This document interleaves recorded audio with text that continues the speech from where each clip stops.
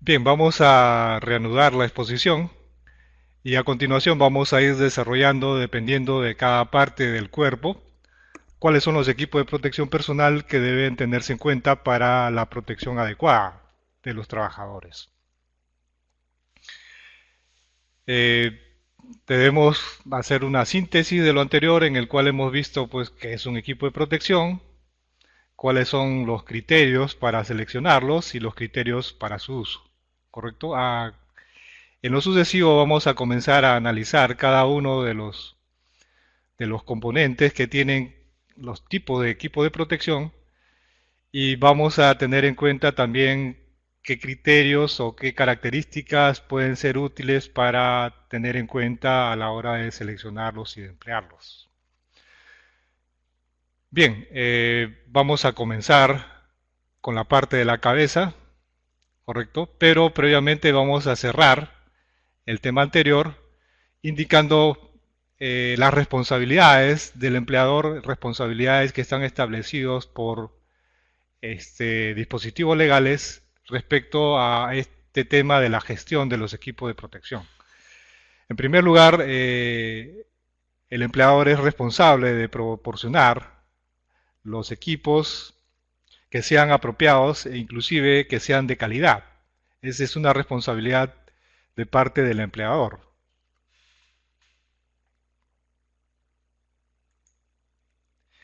Lo segundo es que debe dar la adecuada capacitación, la suficiente capacitación al usuario de estos equipos para que los emplee de la manera apropiada, los mantenga y le dé de baja también del modo apropiado.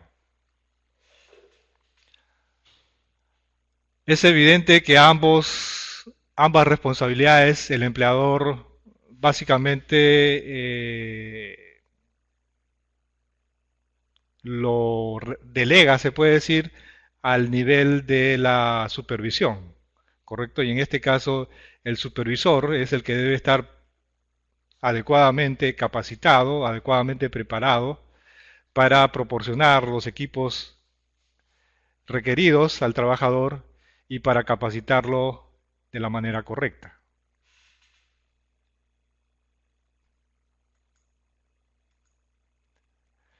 Otra de las cosas que también es a través de la supervisión es el hecho de motivar, incentivar, insistir, demostrar el compromiso en el uso de los EPPs, ¿no? Es evidente que pues si uno le exige al trabajador, por ejemplo, el uso del casco y de repente el trabajador ve que el supervisor no emplea el casco, es evidentemente algo contraproducente.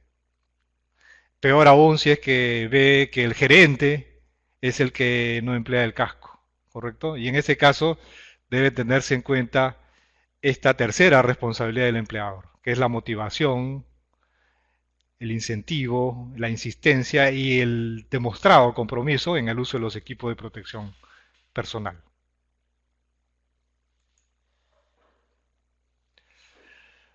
Una cuarta responsabilidad es esta de la supervisión, ¿no? Es decir, no solamente el empresario, el empleador debe suministrar los equipos adecuados, no solamente debe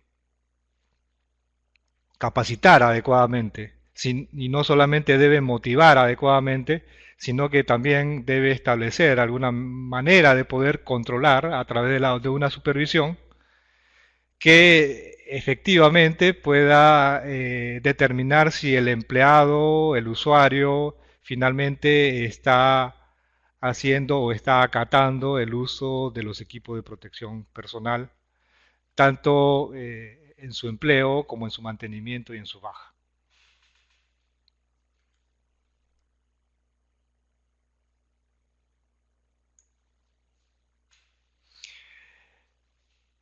En primer lugar, el que debería tener claramente los criterios para poder establecer cuándo darle de baja el equipo es el propio usuario, ¿correcto? El usuario debe tener claramente la idea que si uno emplea un equipo de protección personal que está fuera de la vida útil establecida, evidentemente se está exponiendo a que ese aparente equipo de protección realmente no lo proteja finalmente, ¿correcto? Ahora, lo que debería hacer el trabajador o lo que debería establecerse posiblemente es un protocolo en el cual el trabajador, una vez llegado al momento de darle baja al equipo, puede entregar este en el almacén y a cambio de eso, en el almacén le entreguen un equipo nuevo, ¿correcto? Entonces, normalmente eso no debería ser responsabilidad del área de seguridad.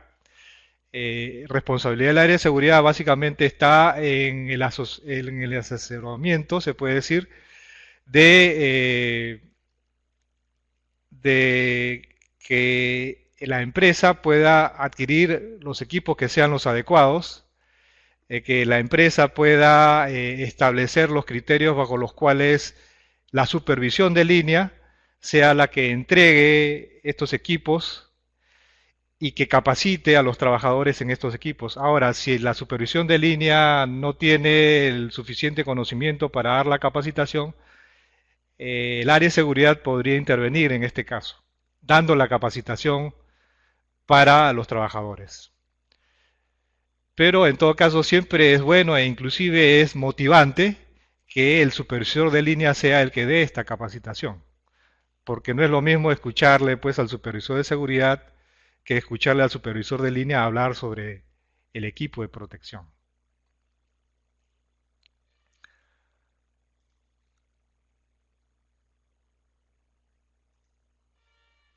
Bien, volviendo al tema que estamos desarrollando, ¿no? Estábamos hablando de que también es responsabilidad del empleador supervisar que efectivamente se use, se mantenga y se dé baja de la manera correcta los equipos de protección personal.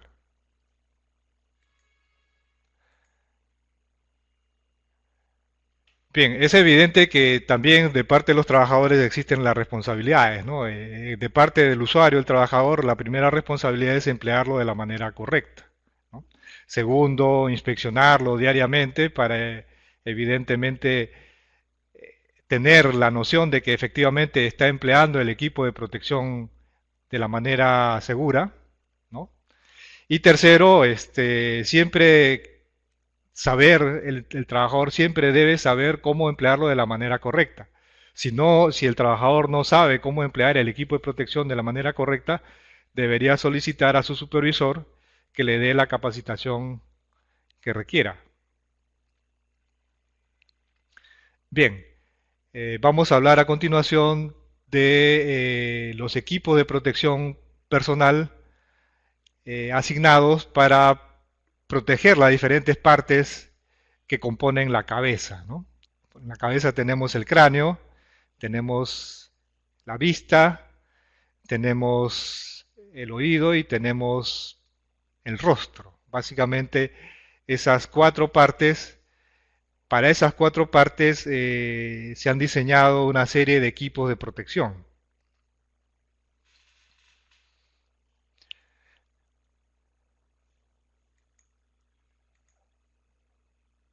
En el caso de la protección de la cabeza, de la protección del cráneo, ¿no? Es posible que el equipo más, inclusive es el equipo de protección más conocido, son los cascos, ¿no? ¿Cuándo deben emplearse este equipo de protección craneal? Aquí claramente se dice, ¿no? Cuando un trabajador se expone a peligros que pueden lesionar la cabeza o en el caso de que personas con cabellera larga, estas puedan sufrir una lesión por el atrapamiento del cabello debido a las piezas móviles de máquina. Es decir, si tenemos personal que está trabajando con máquinas y esas máquinas tienen piezas expuestas que están en movimiento, piezas que rotan, piezas que se mueven, entonces en ese sentido deberíamos establecer que efectivamente el trabajador requiere un equipo de protección. Los cascos de seguridad normalmente en inglés se conocen como hard hats, pero también se conocen con el término de safety helmet, ¿no? Aunque normalmente el término safety helmet se emplea para los cascos contra incendio.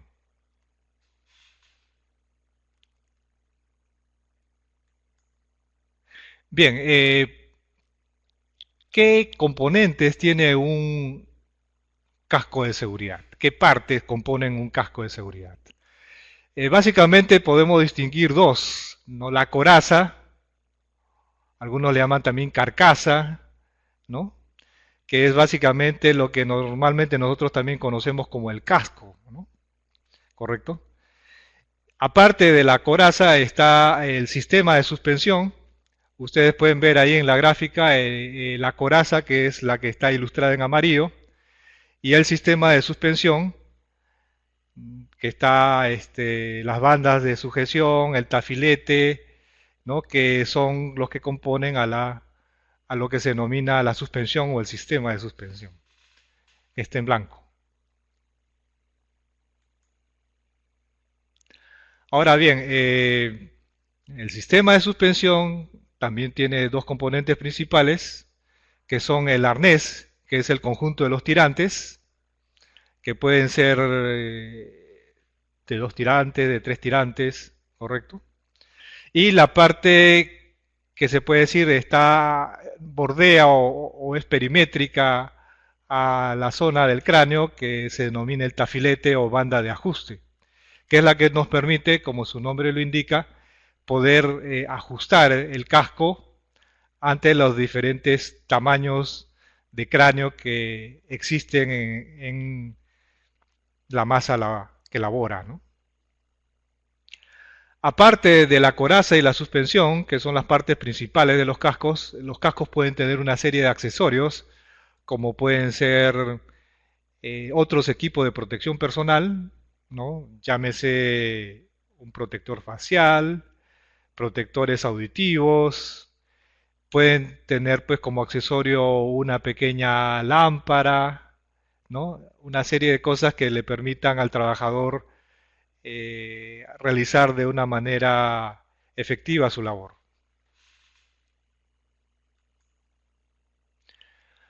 Aparte de esos accesorios que les he mencionado, típicamente para el caso de los cascos existe la banda de exudación que está adosada al tafilete, es decir, en la parte interna del tafilete normalmente se puede encontrar una banda de exudación o también puede requerirse el uso del barbiquejo, que es básicamente un dispositivo que nos permite asegurar el casco para situaciones en donde hay vientos o algún tipo de cuestión que nos pueda golpear de modo lateral y nos pueda botar el casco.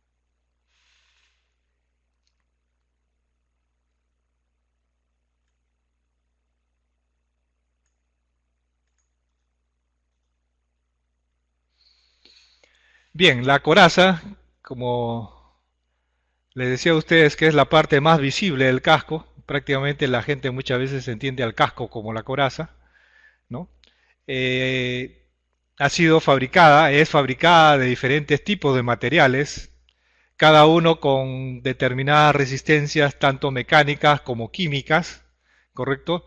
Que debemos tener en cuenta posiblemente a la hora de seleccionar cuál es el tipo de coraza, cuál es el material que requerimos para la coraza que queremos para el trabajo que a su vez hemos determinado que debemos emplear.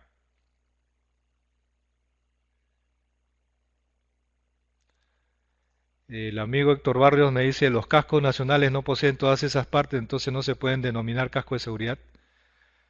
Bueno, yo tengo entendido que los cascos nacionales, los que se fabrican de manera nacional, tienen de cierto modo todas las partes. Tienen la coraza, tienen la suspensión y pueden inclusive tener accesorios.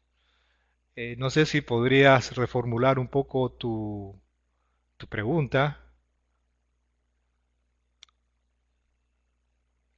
Bueno, mientras la reformulas, vamos a continuar. Correcto, como le decía a ustedes, hay diferentes materiales con los cuales se han ido confeccionando los cascos. Ahora, es decir, estos tipos de materiales también han ido surgiendo en la medida que se han encontrado o se han identificado determinados peligros y para los cuales posiblemente determinados materiales no cubrían del todo, ¿no? Por ejemplo, si yo, qué sé yo, tenía una sustancia química y obviamente podía recibir un chorro de esa sustancia química sobre mi casco y mi casco no tenía la adecuada resistencia química para ese polímero, tendría que buscar otro polímero, ¿sí? Y en ese sentido se han ido probando una serie de polímeros. Bien, entonces tenemos polímeros o materiales plásticos como el cloruro de vinilo, el PVC, ¿no? Eh, el polietileno de alta densidad, posiblemente tanto el PVC como el polietileno de alta densidad son los materiales usados más comúnmente en los cascos, es decir, los cascos que de ordinario podemos encontrar, normalmente vamos a darnos con la sorpresa que son o de polietileno de alta densidad o de policloruro de vinilo, normalmente. También hay cascos de acrilo butadieno estireno, ABS, hay cascos de policarbonato, ¿sí? Por ejemplo, el caso del policarbonato es un material de alta resistencia al impacto. Entonces, si nosotros por ahí tenemos el peligro de ser impactados con algo, eh, podemos a lo mejor seleccionar un casco que deba ser de policarbonato y no de otro material. También hay cascos de fibra de vidrio, hay cascos de aleación de aluminio. Debemos tener en cuenta que a principios, se podría decir, de siglo, inclusive a principios del siglo XX, ya estoy pensando en el siglo XXI, a principios del siglo XX, eh, un material que fue usual emplear en los cascos era aleaciones que eran normalmente de bronce o de cobre, pero que no tenían mucha resistencia o eran inclusive un poco pesados. Entonces, cuando se inventaron las aleaciones de aluminio, estas reemplazaron a estas aleaciones de bronce o de cobre los cascos, ¿correcto? Inclusive, si nos retrotraemos mucho más antes, habían inclusive hasta cascos de madera, ¿no? Bueno, pero la tecnología ha ido avanzando e inclusive ya los cascos metálicos, como este caso de aleación de aluminio, ya están prácticamente en desuso. Son muy pocas las empresas que emplean e inclusive que fabrican estos cascos de aleación de aluminio. Deben haber actualmente algunas todavía que fabriquen. Eh, bueno, el amigo Cárdenas, Alberto Cárdenas dice, he visto solo una correa en la parte inferior.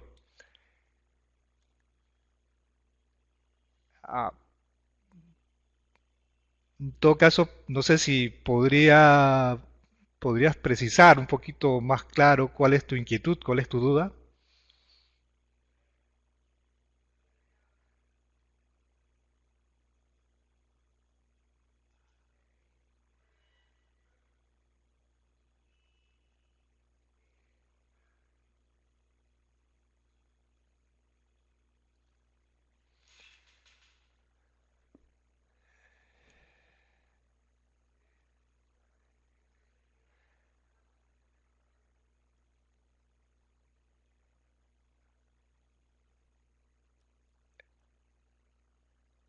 Ok, cuando indicas correa, ¿a qué te estás refiriendo? ¿Te estás refiriendo a las bandas de suspensión?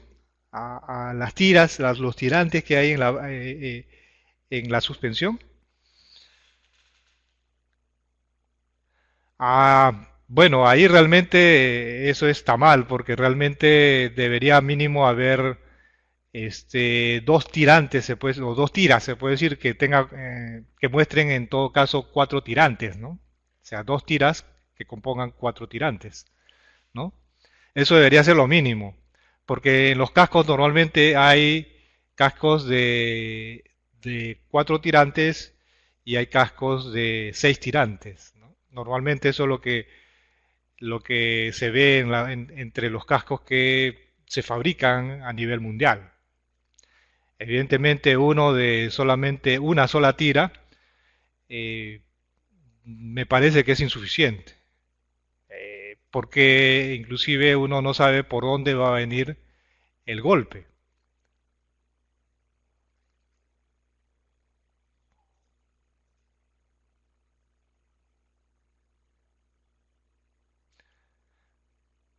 En todo caso, ese tipo de equipo de protección en donde tienen un solo tirante deberían ustedes descartarlo, ¿no? ¿Por qué? Porque no asegura la efectiva protección al trabajador.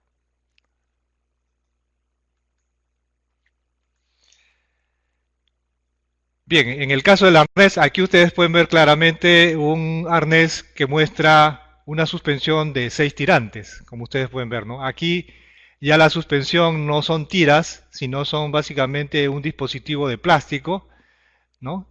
Que tiene en la parte superior, se puede decir, de la coraza, un descanso de plástico, ¿no? Y tiene, en este caso que ustedes pueden ver en la ilustración, 6 tiras.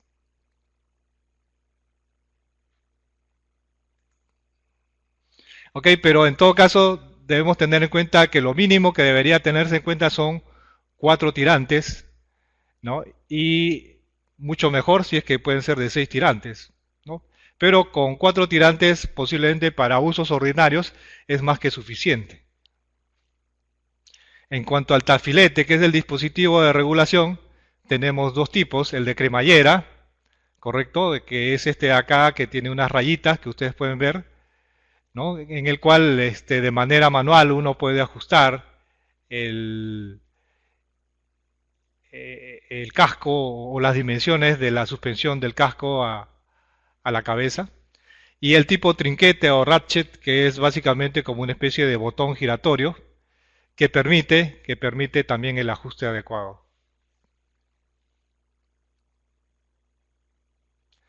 Es evidente que el tipo de ajuste más cómodo y que actualmente casi se está empleando normalmente es el tipo trinquete o ratchet. Pero aún hay los ajustes de tipo cremallera.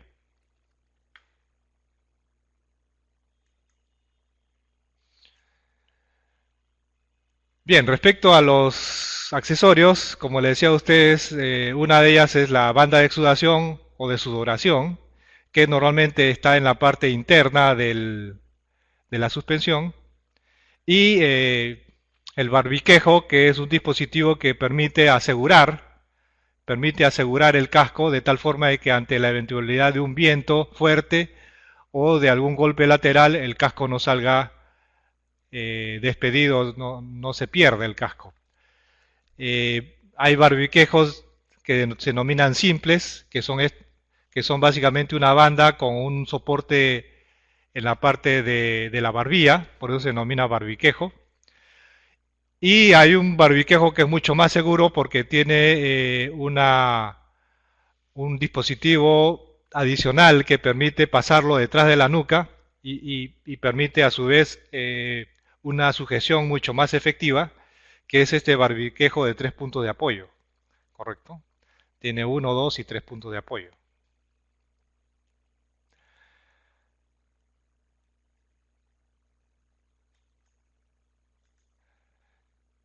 Otros accesorios, como les había indicado, pueden ser orejeras, pueden ser caretas, soportes para lámparas, ¿correcto? Y en este caso lo que les indicaba a ustedes, si tienen como accesorios orejeras o caretas en un equipo, en un casco, deben cuidar siempre que estos accesorios sean de la misma marca que el equipo de protección. ¿Por qué? Por la sencilla razón que la protección que puede dar las orejeras, vamos a decir que yo compre, que tenga un casco 3M y de repente se me ocurre comprar unas orejeras eh, Bilson, ¿correcto? Entonces a mí me dice el proveedor de Bilson que estas orejeras me atenúan, tienen un nivel de reducción de ruido, por decirles, de, vamos a decir, pues 25 decibeles. Ojo, que el proveedor me está diciendo, ok, tú puedes utilizar estas orejeras Bilson y te dan esa protección de 25 decibeles, pero tácitamente está diciendo siempre y cuando utilice un casco que también sea marca Bilson, vamos a decir, ¿no?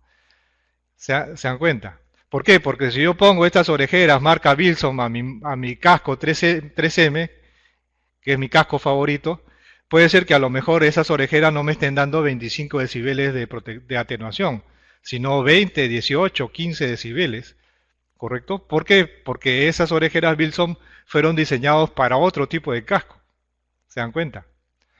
Entonces, en ese sentido deben tener en cuenta eso, ¿no? Que normalmente cuando se utilizan accesorios, estos accesorios también tienen que ser de la misma marca del casco, para evitar la posibilidad, porque siempre es una posibilidad, que el grado de atenuación de los accesorios no sea el adecuado, si es que evidentemente no son compatibles en cuanto a marca los accesorios con el casco.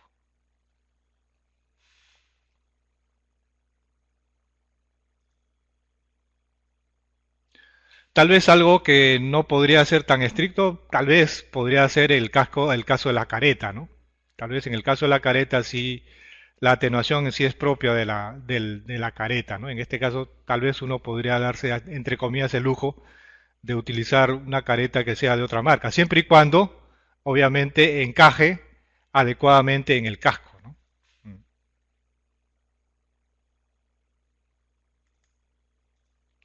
Bien,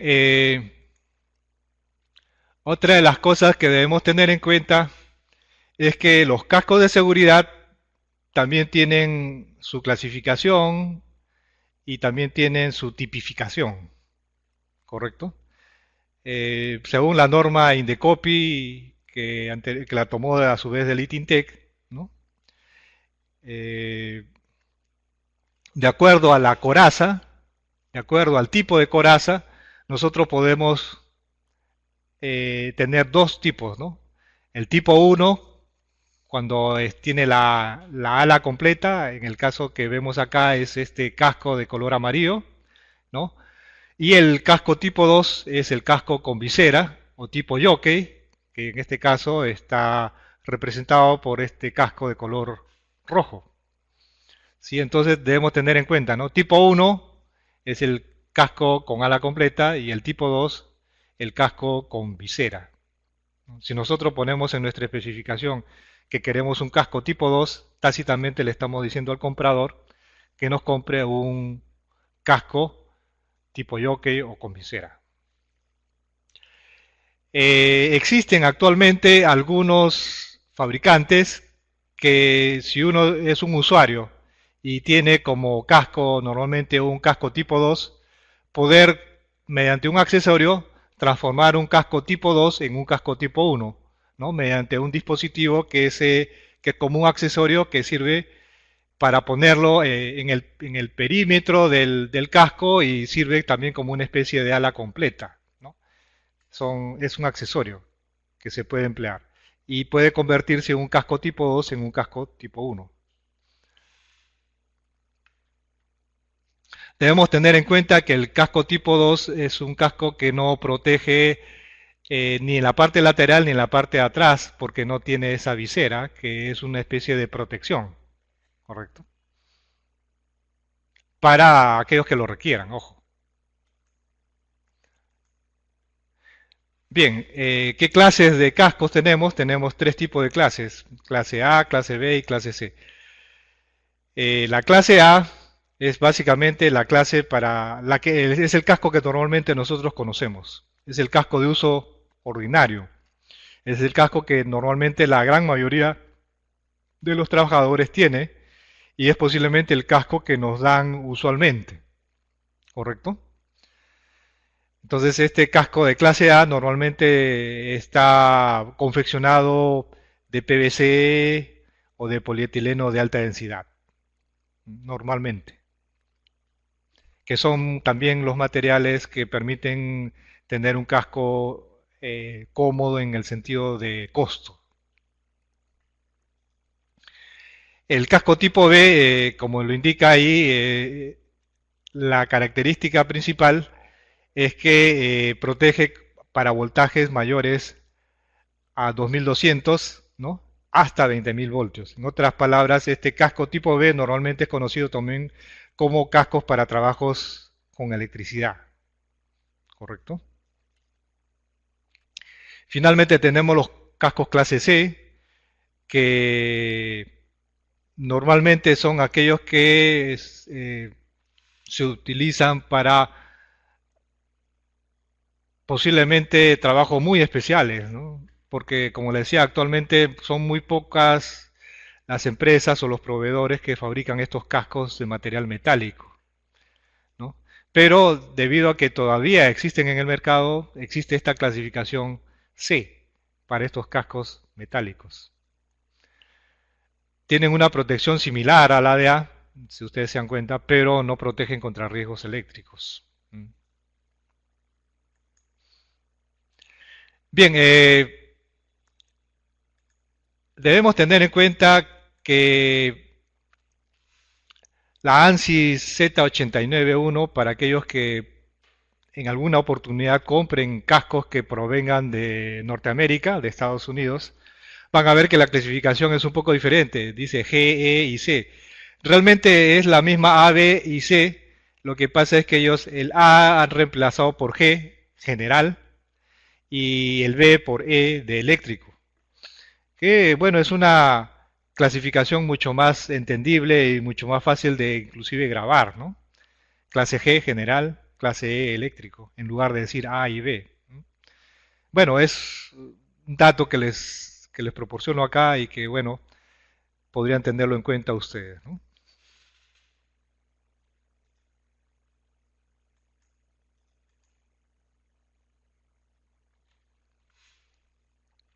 Bien, otra de las características que se establece en la norma Indecopi y que por tanto debe ser requisito, ojo, requisito para todos los cascos fabricados nacionalmente y no solamente fabricados nacionalmente, sino también para aquellos que compremos del extranjero, ¿sí? Es que estos cascos de clase A y B o de clase G y E, según los norteamericanos, debe ser resistente al agua, en primer lugar, ¿no? No debe ser deteriorado con el agua. Hay ciertos polímeros que se afectan con el agua, ¿no? Y que deben tener una combustión lenta o una baja inflamabilidad, ¿no? Aquí inclusive nos establecen ya la velocidad de propagación de la llama, que debe ser menor o igual a 75 milímetros por minuto, ¿correcto? Entonces si el material se prende, la velocidad de combustión, la velocidad con la cual se propague esa parte prendida no debería ser menor o igual a 75 milímetros por minuto. Debemos tener también en cuenta que los cascos de clase B o de clase E no deben tener agujeros, ¿correcto? Ningún tipo de agujero. ¿Por qué? Algunos cascos vienen con esas características de tener algunos agujeros porque sirven como una especie de ventilación, ¿sí? ¿Correcto? Una especie de ventilación y en ese sentido es peligroso que gente expuesta a electricidad, a campos eléctricos o electrostáticos tengan esos agujeros, ¿correcto? Y además también debemos tener en cuenta que las partes, cualquier parte, componente de estos cascos clase B o E, no deben ser metálicos, ¿sí? No deben ser metálicos.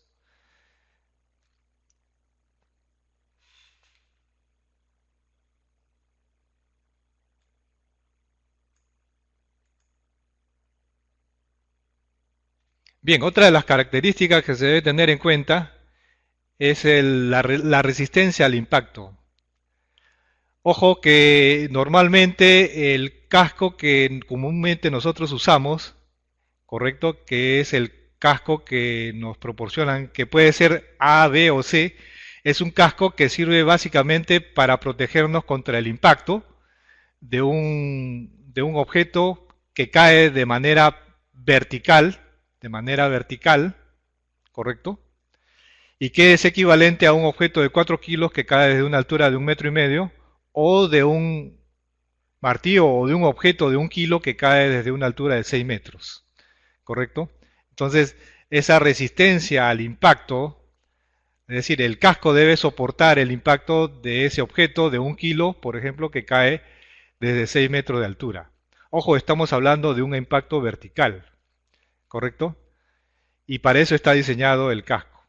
Si nosotros tenemos la posibilidad de ser impactados de manera lateral, deberíamos emplear otros tipos de cascos que han salido al mercado, que son cascos de protección no solamente vertical, sino lateral, en donde la luz que tiene, es uniforme tanto en la parte superior como en la parte lateral.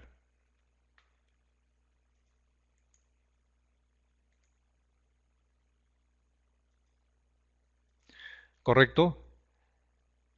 Entonces debemos tener en cuenta eso, que ojo, el casco básicamente está diseñado para un impacto vertical de un objeto que cae, más no así para impactos laterales. Aquí inclusive estamos indicando que la suspensión es la parte más crítica cuando se absorbe un impacto, ¿correcto? Y por tanto aquí se remarca la importancia de que el casco esté adecuadamente ajustado mediante el tafilete, ¿correcto? Otra de las cuestiones que se remarca en esta lámina, o que remarcamos en esta lámina, es que esa distancia de 4 centímetros, esa luz de 4 centímetros que hay entre la coraza y el cráneo, y que es básicamente promovido justamente por la suspensión, esa luz de 4 centímetros se debe mantener, ¿sí? Y en ese sentido, nosotros no deberíamos poner cosas en ese espacio que hay dentro del casco, ¿no? Porque normalmente dentro del casco hay ese espacio conformado por la suspensión y la coraza. Y algunos trabajadores suelen poner ahí sus guantes, suelen guardar algo que por ahí quieran guardar. Ojo que cuando estamos poniendo algo en ese espacio, estamos suprimiendo el espacio de amortiguamiento. Y eso va a ser contraproducente en caso de que suframos o que accidentalmente nos caiga algún objeto de manera vertical. ¿Correcto? Entonces este espacio, esta distancia mínima de 4 centímetros por encima de la cabeza debe ser mantenido.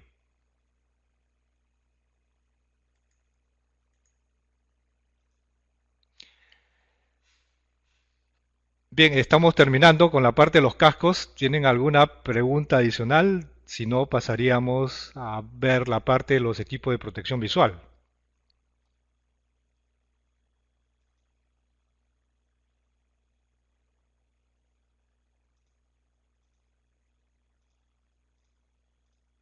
Bien, parece que no hay preguntas.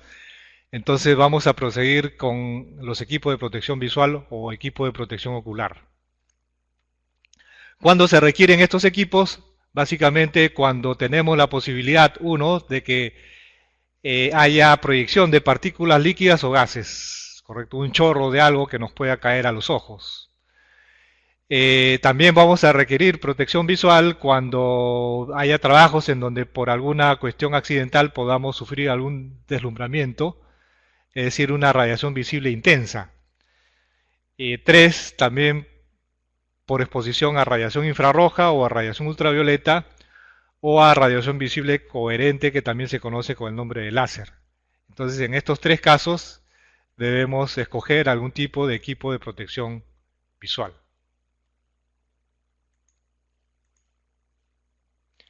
Bien, ¿qué tipos de equipo de protección visual tenemos?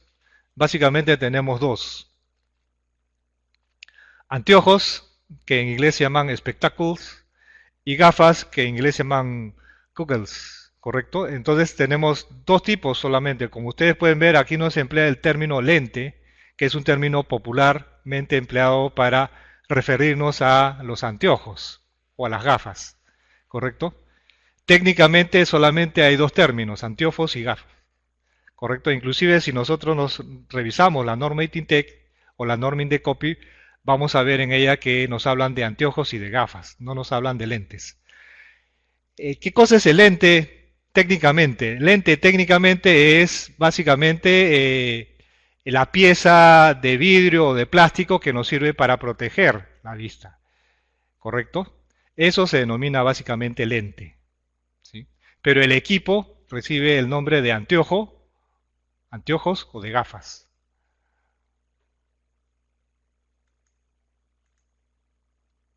¿correcto? Entonces, como le digo, cuando hablamos de lente nos estamos refiriendo a esta pieza que estamos viendo acá, ¿no? Que puede ser transparente, sin color, o puede ser coloreada, ¿no? En el caso de las gafas como los anteojos, ¿no?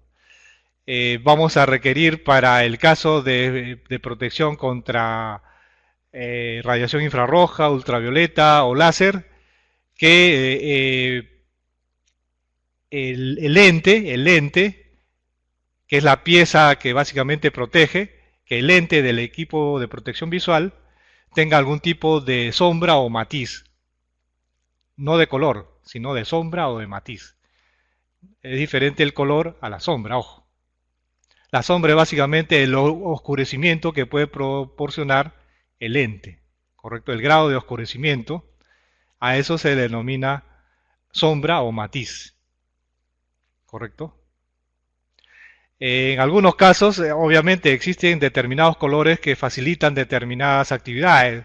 Por ejemplo, ver de noche o ver con poca luz, posiblemente un lente de color amarillo, ¿no? Una lente de color amarillo permite o facilita o promueve una mejor visión nocturna, ¿sí?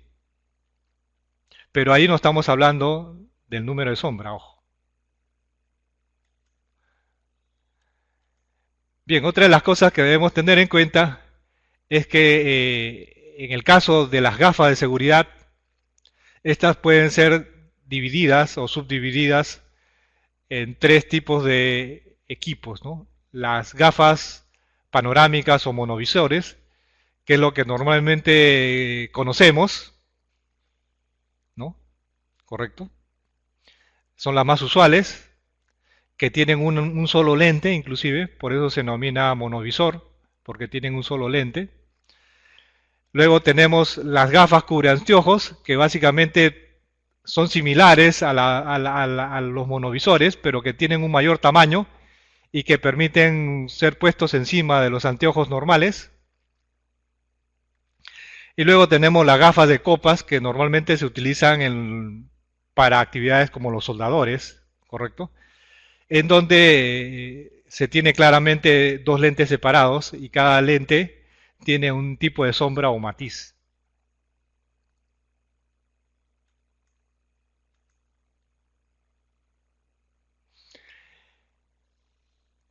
En el caso de las gafas de seguridad monovisoras, ¿no? Podemos tener también una subclasificación que está en función a su ventilación.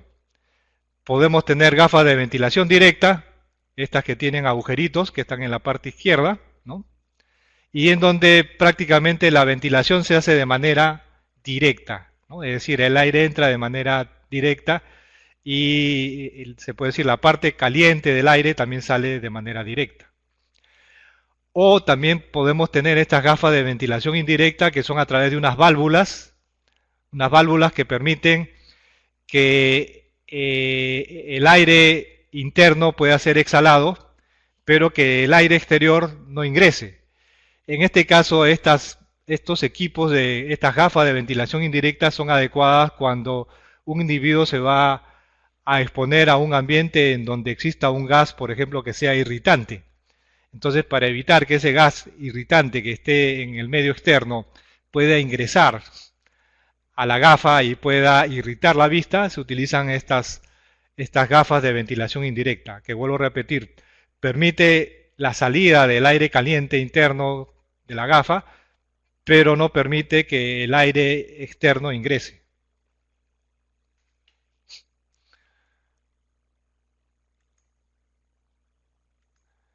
En el caso de los anteojos, también podemos clasificarlos básicamente en función a la montura que tienen, ¿correcto?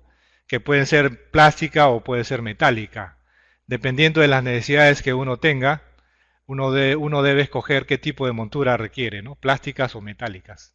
Es evidente que una montura plástica puede costar más que una montura plástica.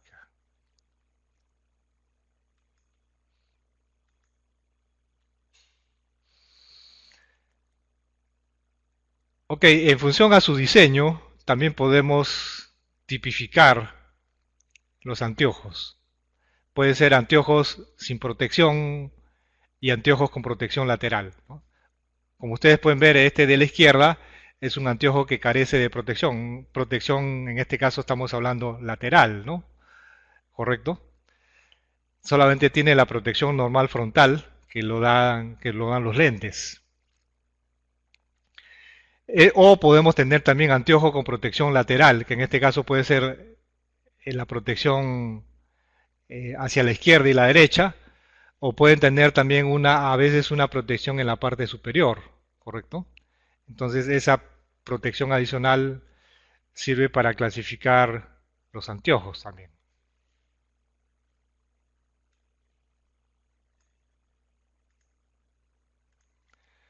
Una de las cosas que debemos tener en cuenta es el uso de los lentes de contacto, ¿no? En este caso es bastante contraproducente a veces eh, que polvo que caiga, se puede decir, a la vista del trabajador o alguna sustancia química que caiga a la vista del trabajador y pueda, por una especie de ósmosis, qué sé yo, penetrar entre el lente y la vista puede ser sumamente peligroso, ¿no? Y contraproducente,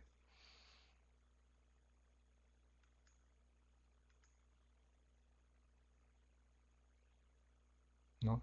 Entonces debemos tener en cuenta eso, ¿no? E inclusive algunos productos químicos que pueden entrar en contacto con los lentes de contacto, valga la redundancia, pueden causar daños permanentes e inclusive también daños al mismo lente de contacto.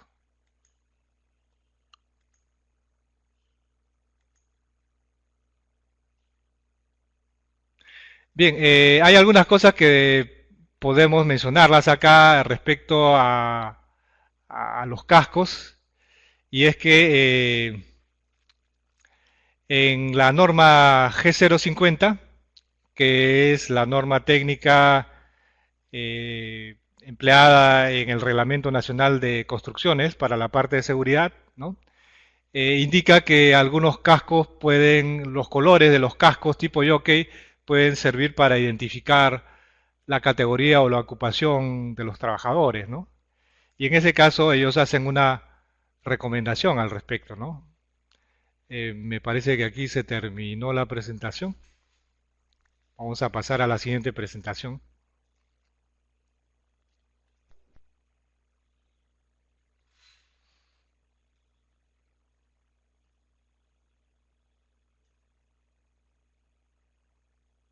Mientras carga, ¿tienen alguna pregunta por ahí que se les haya ocurrido? Pueden hacerlas.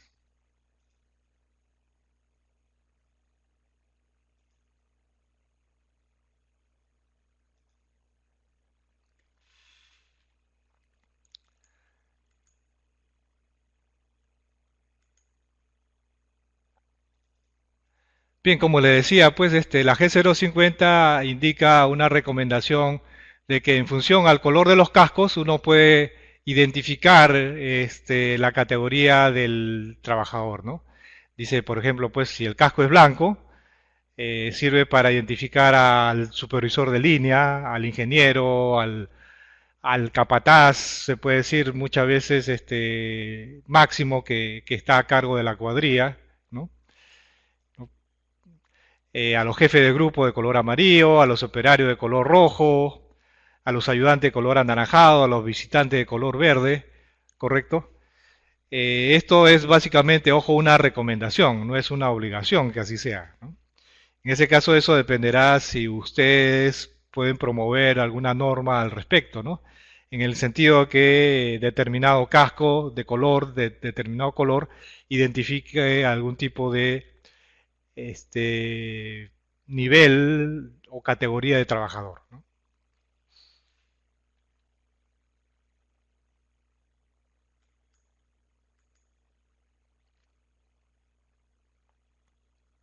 Otra de las cosas que dice, por ejemplo, la G050 es que los componentes de los cascos no deben ser conductivos, por lo que no se permite ningún elemento o accesorio metálico en ellos. Ojo, estamos hablando del sector construcciones, ¿no?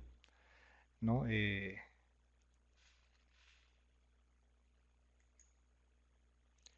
Para trabajos en altura exigen que todos los cascos deben emplear barbiquejo, ¿no? Bueno, es obvio que este equipo, en este caso este accesorio, el barbiquejo, siempre es un accesorio indispensable o debería ser indispensable para los trabajos en altura.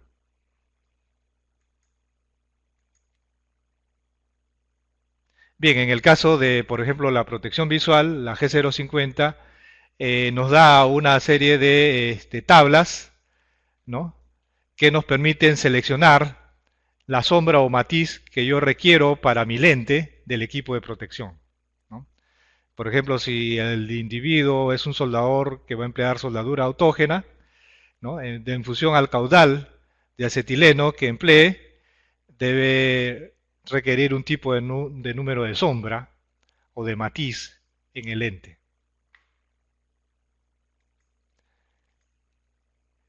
¿No? Igualmente en la G050 podemos tener esta tabla que ustedes están viendo, ¿no? En el cual para soldadura por arco eléctrico, en función a la intensidad de la corriente en amperajes, en amperio, ¿no? Y dependiendo de qué tipo de electrodo se emplee o qué tipo de modalidad de equipo de arco, de soldadura a arco se esté empleando, vamos a tener el tono o matiz que debamos requerir, ¿no? ¿Correcto? Aquí están los diferentes números de sombra, tono o matiz, ¿no? Como quieran ustedes indicar.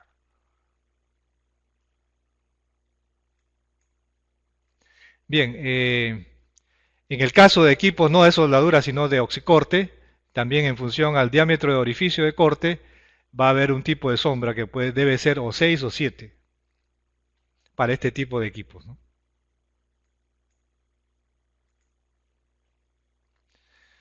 Bien, hemos visto protección craneal, hemos visto protección visual, vamos a hablar de la protección del rostro o de la protección facial, ¿no?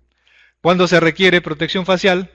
Básicamente cuando reconozcamos o cuando identifiquemos la posibilidad de lesión por proyección de partículas, no solamente hacia la vista, ojo, sino también a otras partes del rostro, ¿correcto? Igualmente a la exposición de energía radiante intensa, ¿no? O puede ser radiación infrarroja, ¿no? Entonces se va a requerir algún tipo de protección, no solamente, vuelvo a repetir, para la vista, sino también para el rostro.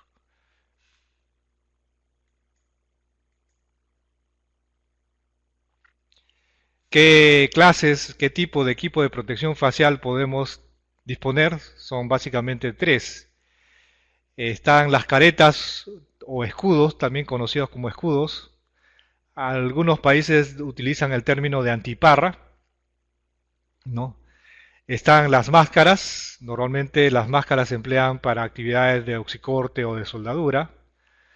Y también tenemos como equipo de protección facial, que inclusive estos brindan una protección mucho más completa, porque no solamente protegen el rostro, sino protegen toda la cabeza. Tenemos las capuchas antiácido.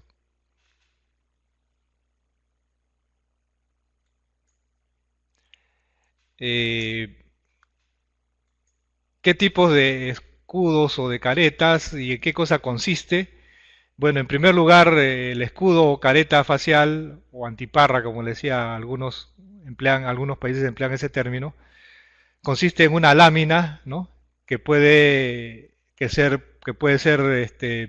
movida, que puede ser removible, o de una rejilla metálica, ¿no? Ustedes pueden ver como ejemplo de lámina removible el de la izquierda y como ejemplo de rejilla metálica el de la derecha, ¿no?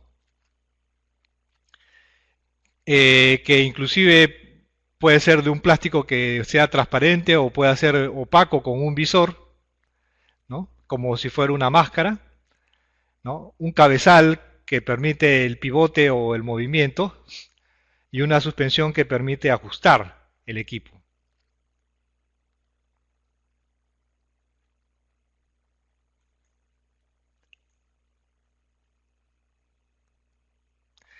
La norma G050 respecto a estos equipos de protección facial nos dice que se deben utilizar en actividades como pulidoras, cuando se emplean sierras circulares o cuando se manipulan o se manejan productos químicos. Una de las cosas que claramente establece la G050 es que en determinadas ocasiones inclusive no solamente basta el empleo de la careta facial, sino que adicionalmente debe ser empleado unas gafas de seguridad. Hay casos en los cuales increíblemente, eh, por más que se tiene la careta, ciertas partículas de alguna manera penetran y pueden llegar hasta los ojos del trabajador, ¿no? Y en ese sentido el trabajador debería emplear no solamente la careta facial, sino también las gafas, de manera simultánea.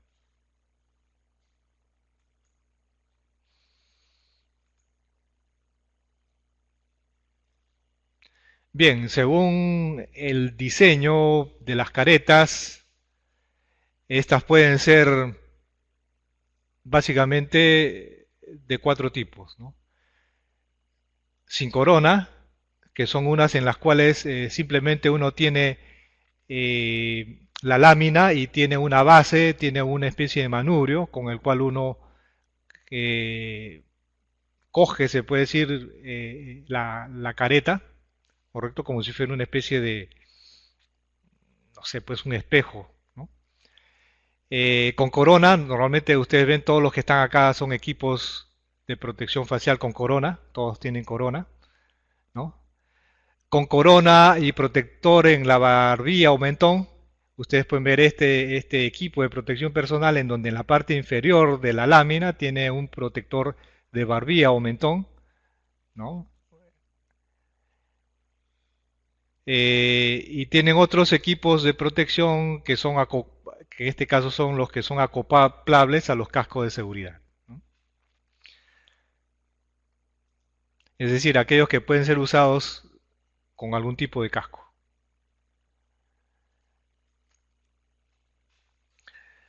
Vamos a pasar a hablar sobre las máscaras, ¿no? A diferencia de las láminas, a diferencia del básicamente el protector facial típico que hemos visto anteriormente, estos normalmente son de un cuerpo opaco y tienen un visor. Y normalmente se emplean para trabajos de oxicorte y de soldadura, ¿no? Eh, Pueden ser con un sistema de suspensión, aunque lamentablemente acá no se puede ver, ¿no? Tienen un sistema de suspensión como una especie de corona que les sirve para emplearlo, o pueden ser equipos como el que está a la izquierda, ¿no? Este que está a la izquierda en el cual lo podemos adosar a un casco de seguridad.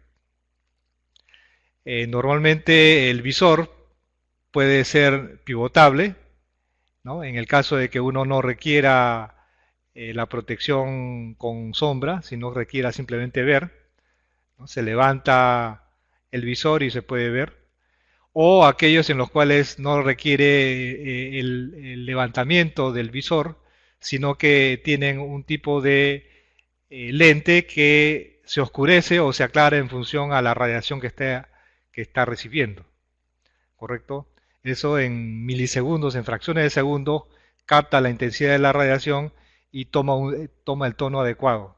Y entonces el trabajador no requiere estar levantando y bajando el visor.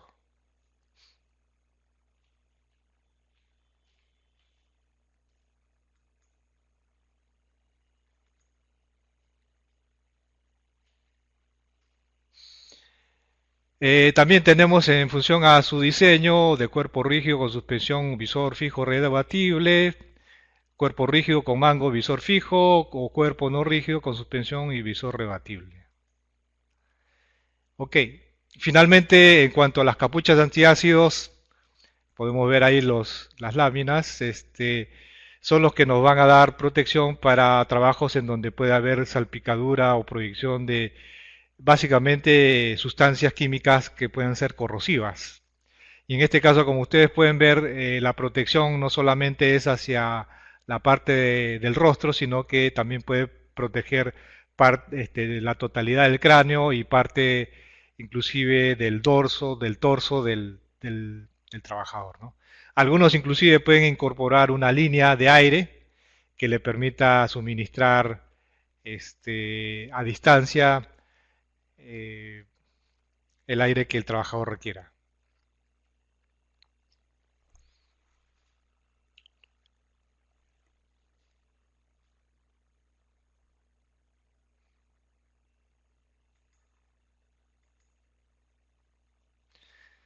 Bien, otra de las partes de la protección del cráneo que está contenida en la protección de la cabeza, perdón, aparte del cráneo, la vista y el rostro, es la protección auditiva. Normalmente se establece que un trabajador requiere un equipo de protección auditiva cuando el nivel de presión sonora que uno mida en el ambiente supere los 85 decibeles durante una jornada, ojo, de 8 horas. ¿Sí? 8 horas. Hay normas que inclusive están tratando de bajar esta exigencia a 83 o a 80 decibeles, ¿no? Pero en el caso nacional, en el caso nuestro, lo que oficialmente se reconoce son 85 decibeles para una jornada de 8 horas.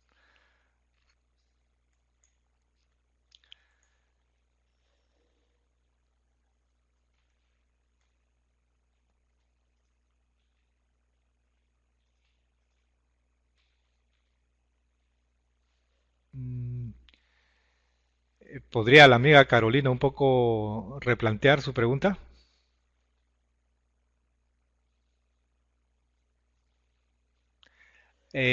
A ver si entiendo. Eh, la consulta o la pregunta es si es que el personal va a taladrar por 5 minutos, no requeriría equipo de protección. ¿A eso te refieres?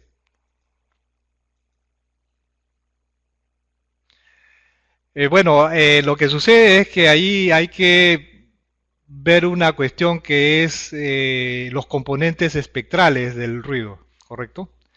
En el caso de un taladro, si bien es cierto, uno puede decir, bueno, pues, ¿cuánto puede dar, no? Ojo, porque ojo que un taladro no te va a dar un ruido de 85, te puede dar un ruido de 110 decibeles.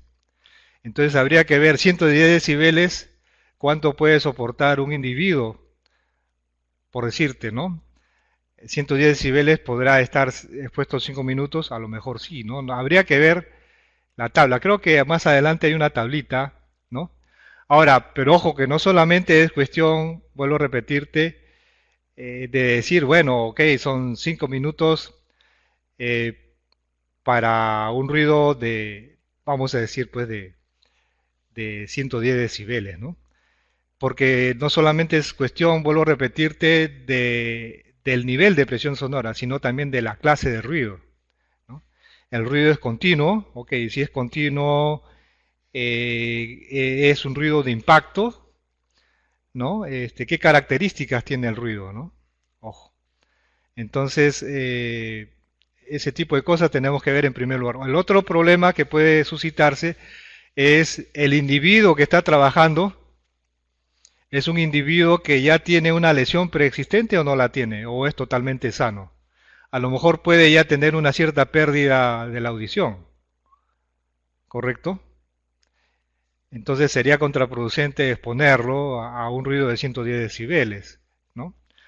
Ahora, puede ser un individuo sano. Bueno, ¿qué sucede? Porque ojo que estamos hablando de una exposición a 8 horas, pero tengamos en cuenta que también, y lamentablemente la norma no lo contempla, es que el individuo que se va, entre comillas, a descansar a su casa, muchas veces no solamente no está expuesto a un ambiente que no sea ruidoso, sino que a veces en el ruido de la calle, ojo, el ruido de la calle tiene un sonido que puede acercarse a los 90 decibeles, ¿no? Entonces, ese individuo no solamente, vamos a decir, va a descansar en sus horas extralaborales, sino que a lo mejor va a seguir recibiendo ruido en esas horas extralaborales, ¿no? ¿Qué pasa si el tipo se va después de esas 8 horas o de esa jornada X de trabajo, se va a una discoteca porque es el cumpleaños de su compadre y se va a, a estar un par, 2 o 3 horas en ese caso? ¿Su oído descansará? Evidentemente no, ¿no? ¿Correcto? Claro que son cuestiones complejas, son cuestiones muy complejas, ¿no? Por eso es que normalmente se debería preferir que el trabajador, así sea que esté dentro de ese lapso que se puede decir, vamos a decir que la tablita nos dé, que dice, no, bueno, ok, 5 minutos, vamos a decir, pues, qué sé yo, pues, 110 decibeles es correcto, pero deberíamos tratar de que el trabajador de todas maneras use un equipo de protección personal.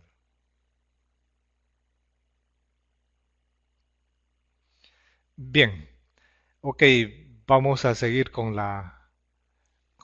es correcto, así es. Vamos a seguir entonces con la exposición. Bueno, le decía que hay diferentes clases de equipo de protección auditiva, entre las cuales eh, hay básicamente cuatro que son las que usualmente se disponen en el mercado o se pueden disponer en el mercado, ¿no? Están los protectores denominados endoaurales o tapones, ¿correcto? Están los protectores denominados circumaurales o orejeras. Están los denominados protectores supraaurales, que son parecidos, tienen una banda similar a los circunaurales, pero que su aplicación dentro del oído más bien parecen como una especie de tapones, ¿correcto?